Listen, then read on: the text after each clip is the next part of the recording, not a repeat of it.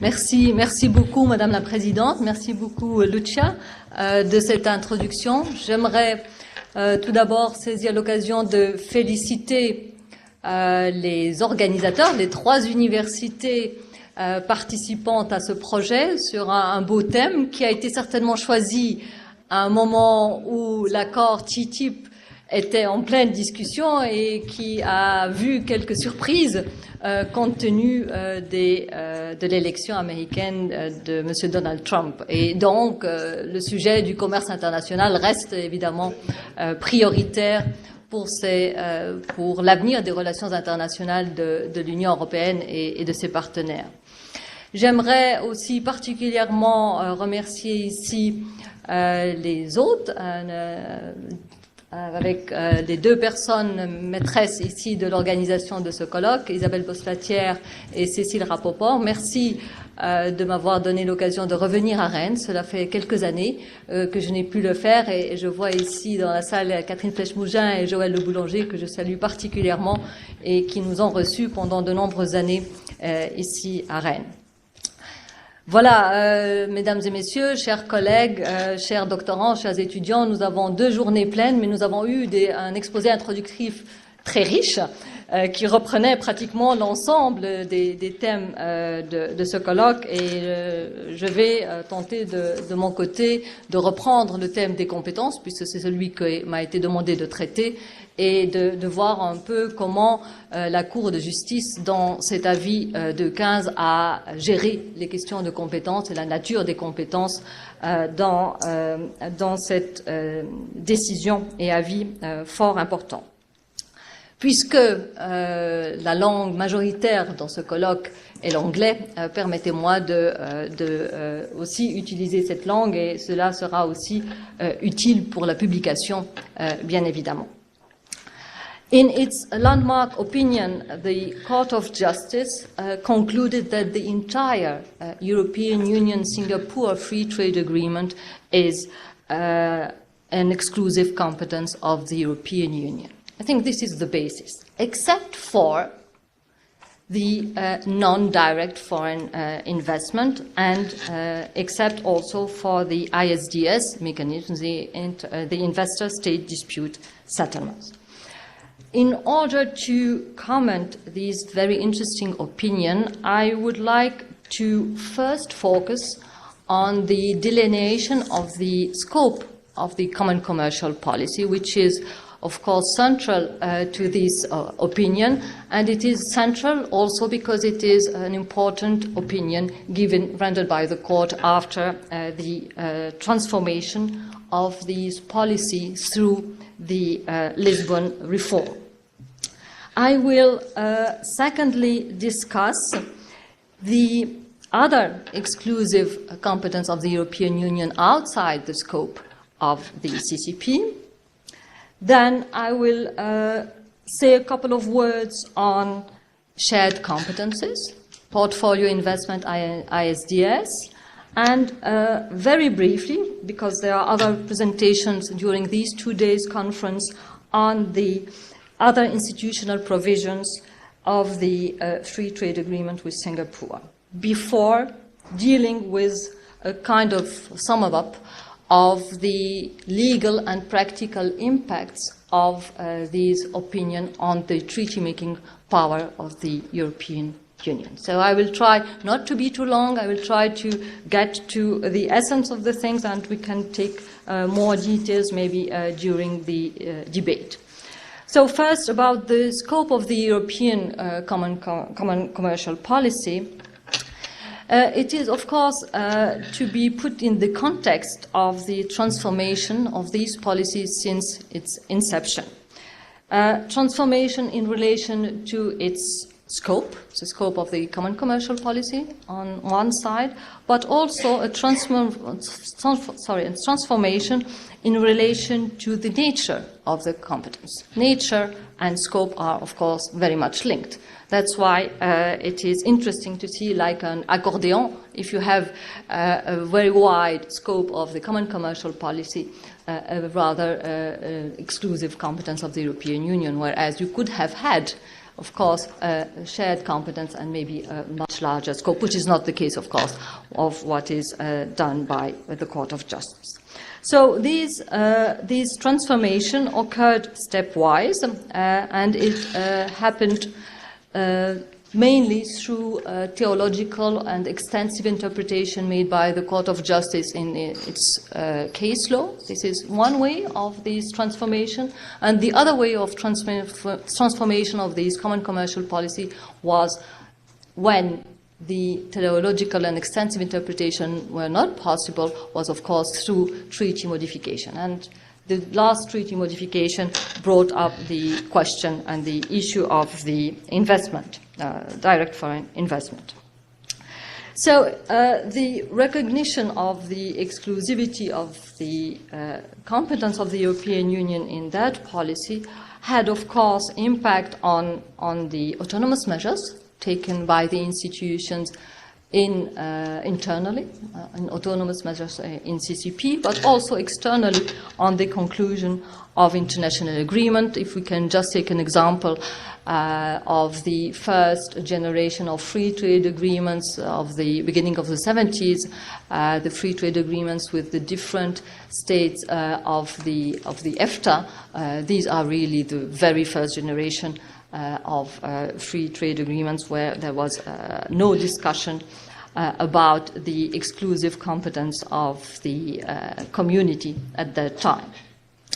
Now, in Opinion 215, what is quite interesting, in my opinion, is the reference made by the Court of Justice to one criterion which is used through the whole opinion, which is linked with, as the Court mentioned it, with settled case law. But the settled case law mentioned by the Court of Justice is not really a very old case law. It's settled, yes, but it's settled since 2013.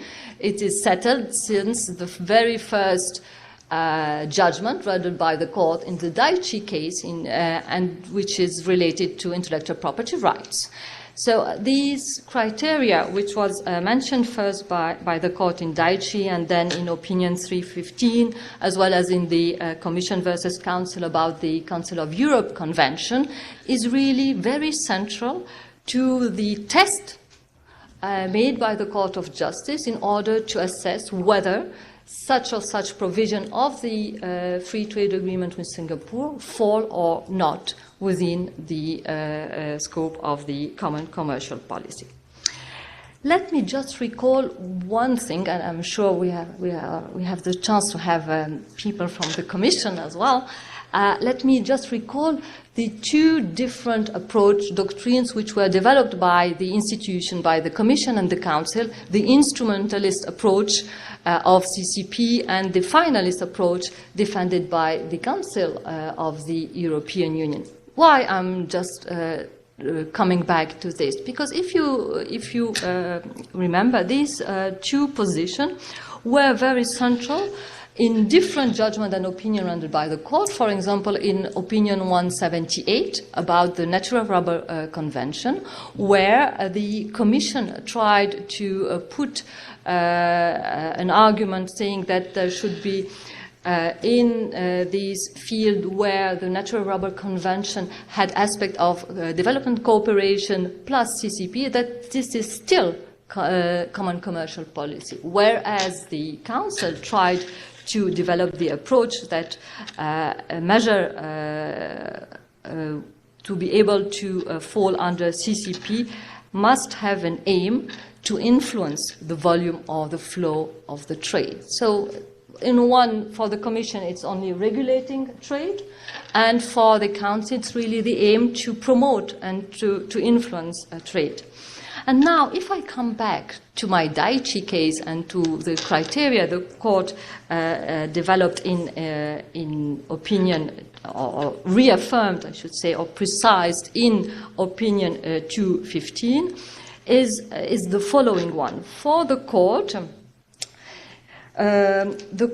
said the mere fact that an European Union Act, such as the agreement at stake, is liable to have implication for trade with one or more third state is not enough for it to be concluded that the act must be classified as falling within the common commercial policy. So this, in principle, should be interpreted, but it's an open question. We can see it as a more restrictive approach by the court than the former case law rendered on that specific topic. But then we have another part of these important paragraph. On the other hand, a European Union Act falls within that policy if it relates specifically to such trade in that it is essentially intended to, and there I come, to promote, facilitate. This could be the Council approach to CCP, to promote, to facilitate trade, or, this is the formula of the court saying, or govern such trade. And this is rather more the approach developed by the Commission. So in effect, in this paragraph, I don't know if it's my reading of the thing, and the word is or. It's promote, facilitate, or govern such trade. Would it be that the court is just adding the two positions of the Council and the Commission in one or not? So this is interesting. But there is another element, and this one is completely new, is the fact that these European Union Act, which could be, of course, an international agreement, must have direct and immediate effects on trade. So this, in my view, could be read as a more restrictive approach by the court for the CCP, for the Common Commercial Policy. But this is in contradiction with the overall outcome of opinion 215. So maybe we can come back to this, but I think it's very, very interesting, this paragraph, and see how the court will deal with it later on in the further case law.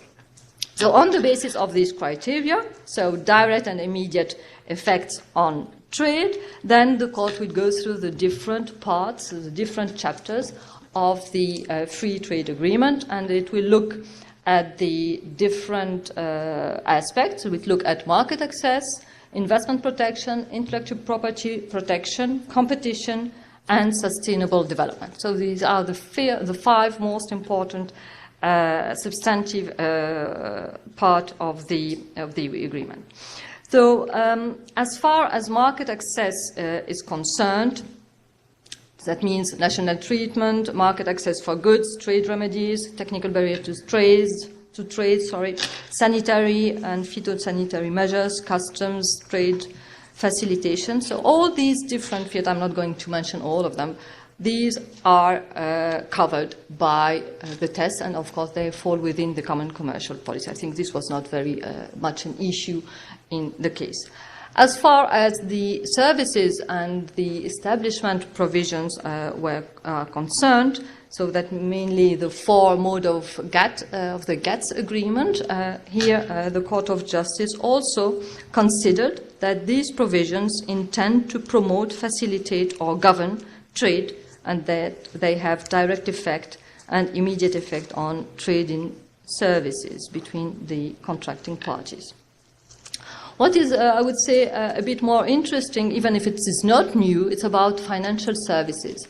Financial services, also the court considered that they fall under the TCP, as well as the mutual recognition of professional qualification. Quite interesting, because we are having also an expose, a presentation on Brexit, and we know that financial services are, of course, an important aspect of the economy of the UK. So interesting to know that here it is under CCP and accepted without any doubt. It was, of course, discussed already in Opinion 108 of the Court of Justice. One exception, but I will come back to it later on in more details about the services in the field of transport, because it's a caveat of Article 207, paragraph 5, so we can just take it later on. As far as investments are concerned, the Court of Justice applied a rather literal interpretation of Article 207, saying that there is no equivocal expression of the framers. The framers are mentioned only direct foreign investment, foreign direct investment, FDI. So it's only the direct one which are meant by the fathers of the treaties. So no indirect, no portfolio investment included in that provision of Article 207. Interesting just to mention is the position of specific member states which tried during the proceedings to even push the Court of Justice not to include in the CCP foreign direct investment provision of the free trade agreement, saying that these provisions are not about the admission of investment, but only about the protection. And if it is protection, then it should not be included and should not fall within the exclusive competence under CCP. But the court did not follow, but interesting to think of these position developed. Intellectual property rights, I'm not going to say much about it. Intellectual property rights, this is a Daiichi case, and the following case law of the court.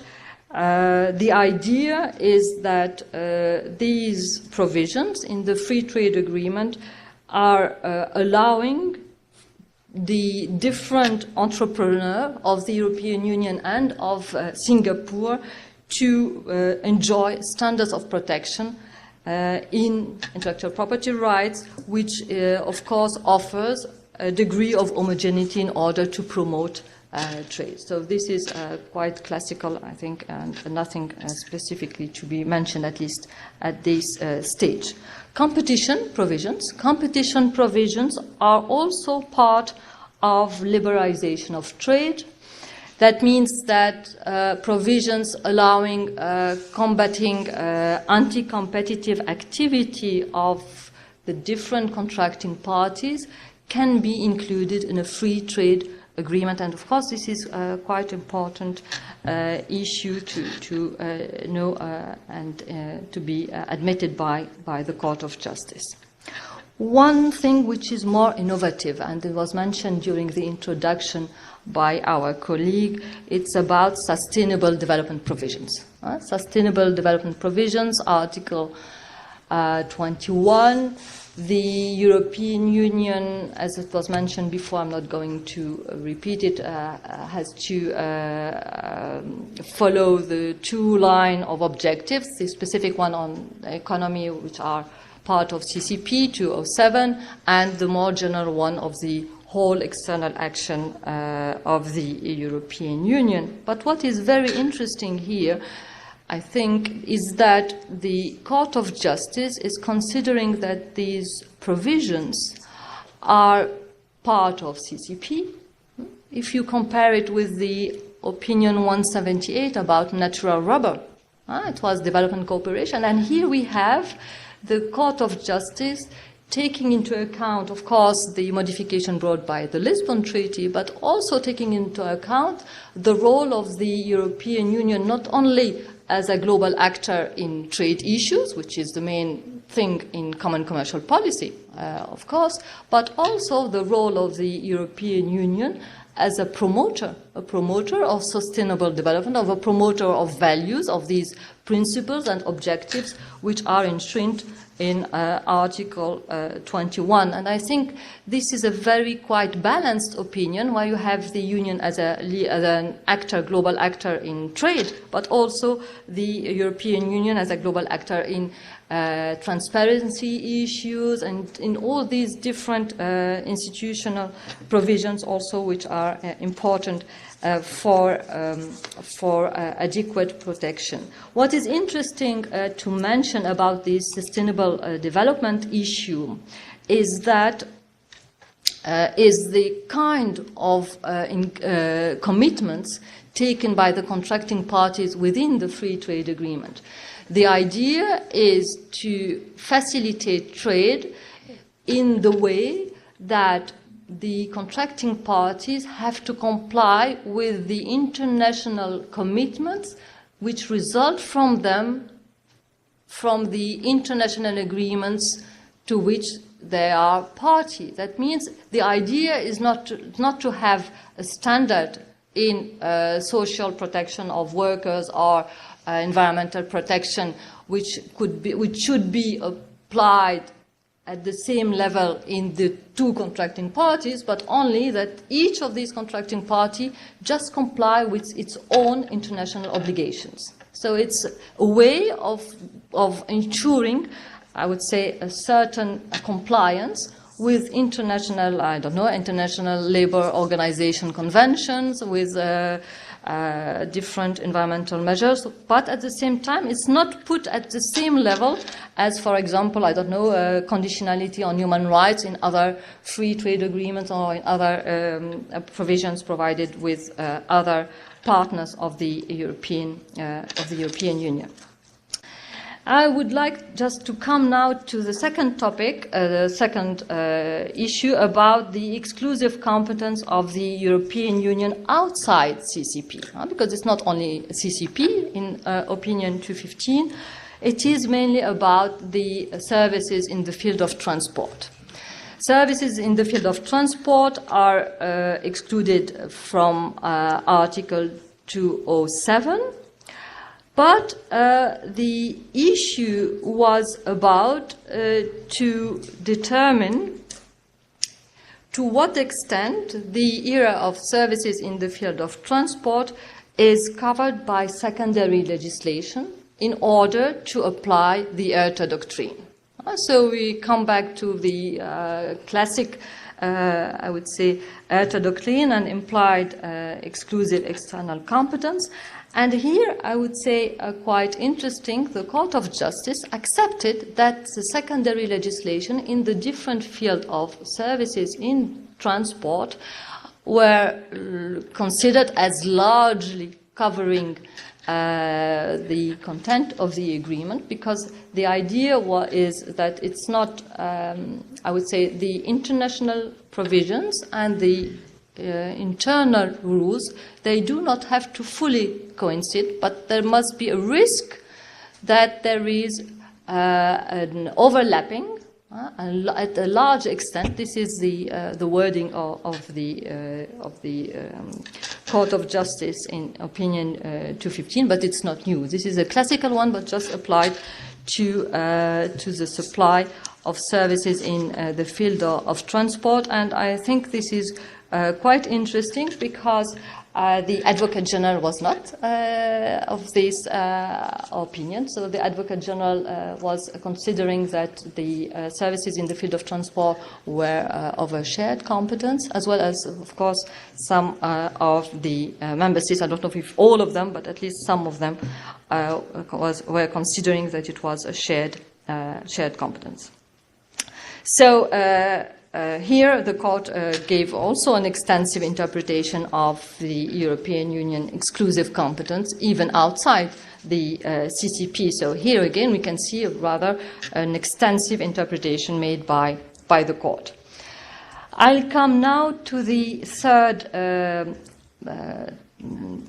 topic I choose, shared competences, issue with portfolio agreements and ISDS. And thank you. And the idea is to see that the European Commission tried to convince the court in the case of portfolio that they do not, the first position for the Commission was they should be integrated in CCP. If not, then the Commission tried to develop the implied competence and the ERTA doctrine, saying that the provisions which may be affected by the international agreement are the provisions of the treaty, of the TFEU Treaty on the free movement of capital.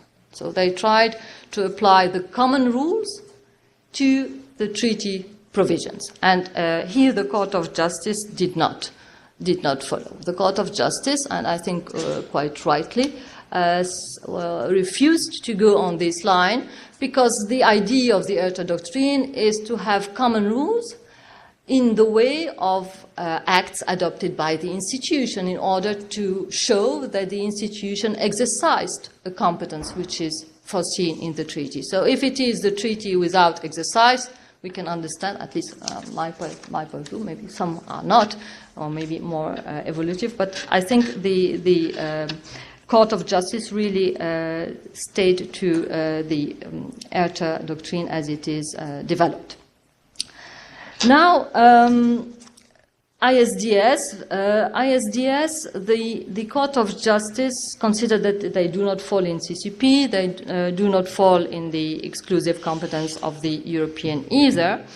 And what is interesting here is the fact that one of the arguments, I think it's the main one, is the possibility offered in the free trade agreement to allow the investor, when the dispute cannot be solved amicably between the investor and the state, to go to arbitration. But to go to arbitration implies that this investor has to withdraw any pending claim which could be before a national judge.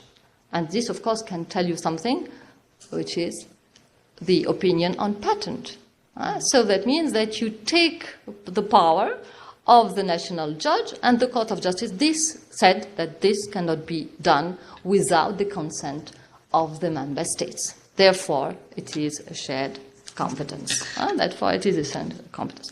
Now, very briefly, the institutional provisions of the agreement. What is this? This is exchange of information, notification, cooperation, mediation.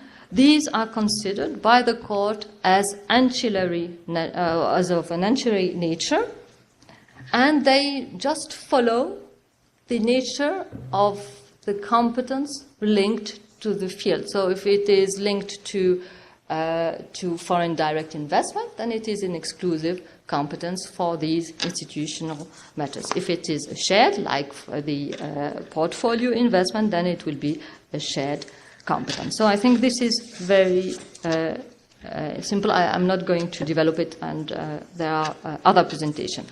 Let me finish with some legal and practical implications. There are more, I would say, just comments and open to discussion. Firstly, the main outcome, as we mentioned it already, is the European Union exclusive competence interpreted broadly by the Court of Justice, taking into account goods, services, public procurement, competition, foreign direct investment, sustainable developments, state-to-state disputes as well. So that means that these kind of agreements could be negotiated and concluded as European Union-only agreements, and no need for the ratification process in the member states.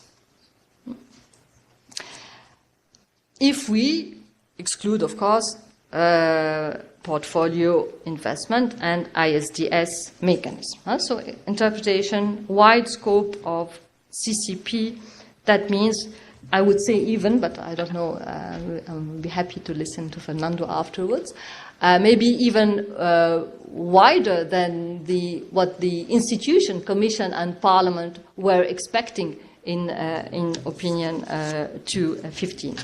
Second element about sustainable development provisions. This is, I think, one of the new trends which will be developed in the future free trade agreement, deep and comprehensive free trade agreements, really about protection of workers and environmental protection. And I think this new line saying that this general objective and principle of 21 is forming integral part of CCP under an exclusive competence of the European Union is, of course, very important. Now, investment arbitration. Investment arbitration triggers mixity. I know that we have an expose on mixity, so I'm not going to mention too much. But what is interesting about the different paragraph made by the court in this opinion, that we could consider an option that the Union could choose to conclude free trade agreements on one side, European Union only agreements, and to conclude standalone investment agreements on the other side, like the one which is discussed with China. This could be an option, so it could be interesting. I don't know if it is one or not. One at least I thought of, maybe not in the development by the institutions. Another option to be discussed is the conclusion of free trade agreements, including provisions on foreign direct investment. So on the direct investment ones, this would be European Union only agreements. So we live outside the portfolio investment. But, and this could be a way in order to apply the ERTA doctrine, a work for the institution, a load, a mission to develop internal rules, common rules in the sense of the ERTA doctrine in the field at stake, and then would be able to apply the ERTA doctrine and to get the exclusive competence of the European Union as well. Another option is the possibility for the Union to conclude free trade European Union agreements, and you have all the exclusivity in that text, and you add a protocol. You add a protocol which could include portfolio investment as well as ISDS mechanism. So you can separate both. You have the one with EU only, and you have the one which is submitted to the ratification process. And the last idea I would like to share with you would be the following one, and this is, I think, the last part of this conference as well, which will be discussed, is about the ISDS mechanism, because with this ISDS mechanism, if we take into consideration what was found as central for the refusal of the exclusivity, is about the role of the national judge. So if there is a way to adapt, to modify the ISDS mechanism and to avoid these renunciation to the national judge, this could be a way of thinking in order to try to go back to exclusivity. Okay, thank you very much. I see that Lucia is sitting next to me and just having a